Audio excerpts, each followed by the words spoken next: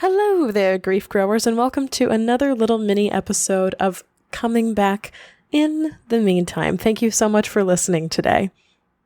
I'm taking a break from full-length podcasting at the moment and gearing up for Season 3 of Coming Back, which premieres on May 2nd, 2018. But in the meantime, I wanted to bring you some never-before-heard clips from Season 2's interviews and guests. These are tidbits from my conversations on the show that didn't make the final cut, but still contain some wisdom, comfort, or laughter that I still wanted to share with you. This week, I'm talking to Joshua Black of the Grief Dreams podcast about bringing his work as a researcher of grief dreams to the public, where people are often curious, relieved, and excited to share their stories. He's got some neat takeaways on why it's so important to talk about grief dreams, not just with death care professionals, but with everyone. And that's the end goal, is to have it make enough money that I can actually go and not only meet the people who are listening to the show, but just meet those people that need that space held for them and maybe didn't even know that they needed that space, and hear those stories. And I haven't told this story in 40 years, and that's just wild to me. Yeah, well, it's sad. Like, it's so sad too, right? And there's like, Dan, some of them are very comforting dreams. I'm like, seriously? Like, and it's like, man, it changed my life. I'm like, and you haven't told anyone? I would so love to break down like the stigma of, if you dream about dead people, you're crazy. Because I think that's a lot of what holds people back.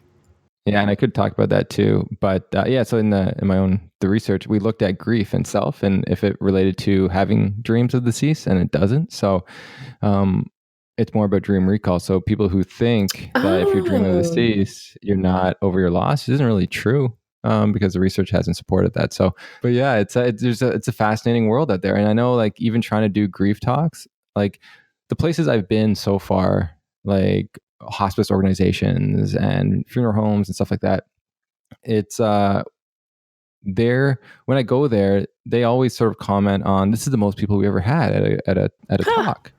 And, I'm like, yeah, because it's on something they never heard about. But what it says to me is that when people come and do talks on grief, not many people go. Like the people who are grieving or in the bereavement program, like may go, but people from the outside world who, for the most part, are healed or they've suppressed it, they just don't want to talk about it, they're not going to come. They think they're done. Yeah, and so it's very hard to get that population out, and that's why I'm thinking. That's why I like what I'm doing, is because it gives people a platform for their own topic that most people wouldn't attend. And so you're reaching an audience that is really intrigued about these dreams, but you're also catching them to talk about their own loss, which they may or may not have actually worked through. Yeah. And yeah, that makes perfect sense to me. And I'm so excited that this is unfolding the way it is for you.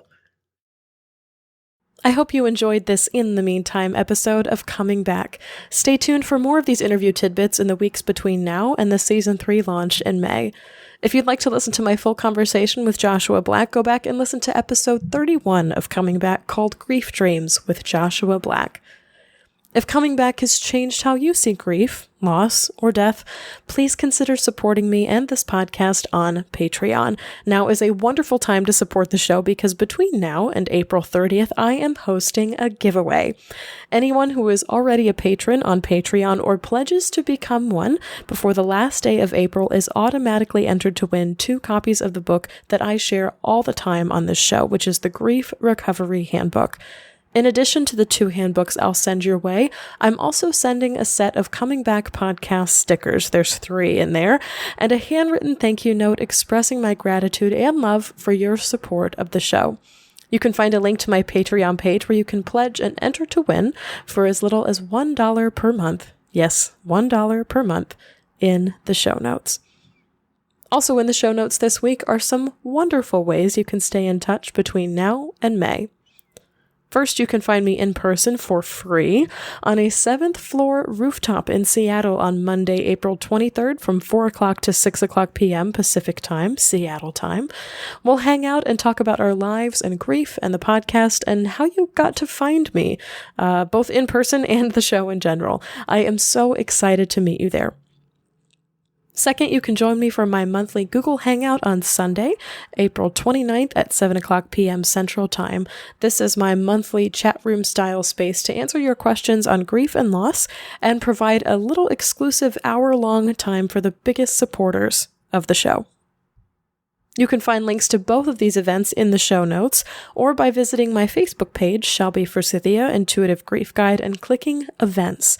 You can also check out episode 40 of Coming Back if you'd like to listen to me talk about the details of the Patreon giveaway and all of the places that I'll be between now and season 3.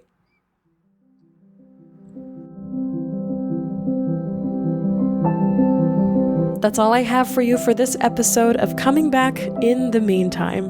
I can't wait to return to you full-time in May. While I'm away from the mic, you can find updates on me, this podcast, and my travels on Facebook, Instagram, YouTube, and some extra behind-the-scenes stuff on Patreon. If you'd like to leave a question, comment, or guest suggestion for a future episode, leave a voicemail or text 312-725-3043 or email me at shelby@shelbyforsythia.com, subject line podcast. As always, grief growers, it was beautiful sharing this space and time with you today. I see you, I am so proud of you and the work that you're doing in the world, and I love you. Because even through grief, we are growing.